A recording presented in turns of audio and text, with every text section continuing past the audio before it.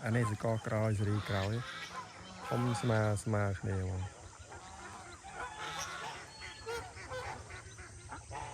นี่คือจังไงแต่เพียงคือในสระสายยังมีđấy hay យើងមានទឹកឲ្យវាលេងអញ្ចឹងមកស្រួលទេអត់សូវអស់ចំណាយទៅទិញចំណីបន្ថែមទេហើយបាយដែលយើងសល់ពីរោងបាយយើងល្ងាចឡើងយើងបាចឲ្យទៅហើយមុននឹងប្រឡែងវាចេញក្រៅយើងឲ្យវាស៊ីម្សាទៅអញ្ចឹងយើងមួយថ្ងៃយើងឲ្យតែពីរពេលទៅហើយយើងប្រឡែងវារហូតដល់ល្ងាចដល់ពេលដល់មកវាចូលទំនុំមកវាចូលវិញមកអញ្ចឹងយើងអត់ទៅចំណាយលុយប៉ុន្មានទេបា